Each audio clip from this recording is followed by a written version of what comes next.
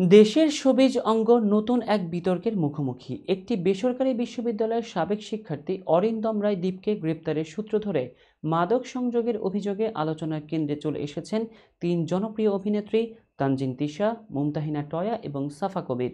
এই তালিকায় যুক্ত হয়েছে ভারতীয় কণ্ঠশিল্পী সুনিধি নায়েকের নামও, যিনি বাংলাদেশের খ্যাতিমান সঙ্গীত শিল্পী শায়ান চৌধুরী অর্ণবের সাবেক স্ত্রী। এদিন সন্ধ্যায় এ বিষয়ে মুখ খোলেন অন্যতম অভিযুক্ত অভিনেত্রী মুমতাহিনা টয়া। বিস্তারিত নুসরাত সাজিয়ার ডেস্ক রিপোর্টে।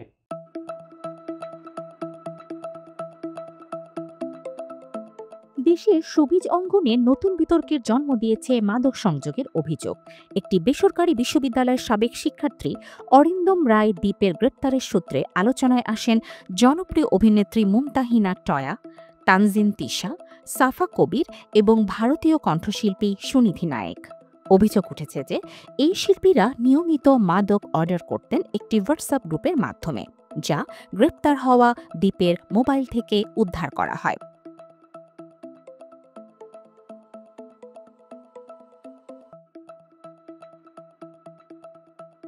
মাদকদ্রব্য নিয়ন্ত্রণ অধিদপ্তর নার্কোটিক্স জানায়, দীপের মোবাইল ফোনের কল লিস্ট এবং হোয়াটসঅ্যাপ চ্যাটিং পরীক্ষা করে মাদক গ্রহণের প্রমাণ মিলেছে। প্রতিবেদনে বলা হয়, সাফা কবির, মুমতাহিনা টয়া এবং তানজিন তিশা মাদক অর্ডার করার কথা স্বীকার করেছেন। তাদের বিরুদ্ধে সীসা, এমডিএমএ, এলএসডি ও কুশসহ মাদক গ্রহণের অভিযোগ উঠেছে। নার্কোটিক্স বর্তমানে বিষয়টি নিয়ে তদন্ত করছে এবং সংশ্লিষ্টদের বিরুদ্ধে আইনি ব্যবস্থা নেওয়ার প্রস্তুতি নিচ্ছে। এ বিষয়ে মুমতাহিনা টয়া গণমাধ্যমকে বলেন, খবরটি আমি আজ সকালে পত্রিকার মাধ্যমে জানতে পারি। এ বিষয়ে এখনও আমার সাথে কোনো তদন্তকারী কর্মকর্তা কথা বলেননি, আর কেউ আমাকে এই বিষয়ে কিছু জানায়নি।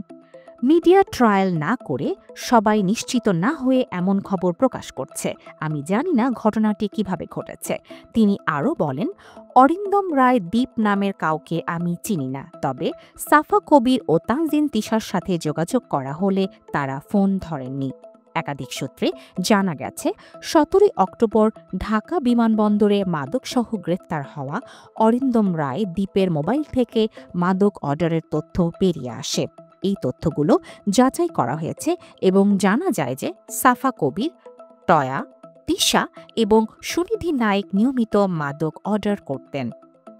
মুমতাহিনা টয়া অভিযোগের প্রেক্ষিতে আরও বলেন, আমি অবশ্যই মাদকদ্রব্য নিয়ন্ত্রণ অধিদপ্তরের কাছে বিষয়টি জানতে চাইব, তবে এই মুহূর্তে কিছু বলতে পারছি না। এই ঘটনায় শোবিজ অঙ্গনে ব্যাপক আলোচনা শুরু হয়েছে এবং বিষয়টি নিয়ে আরও তদন্ত চলছে।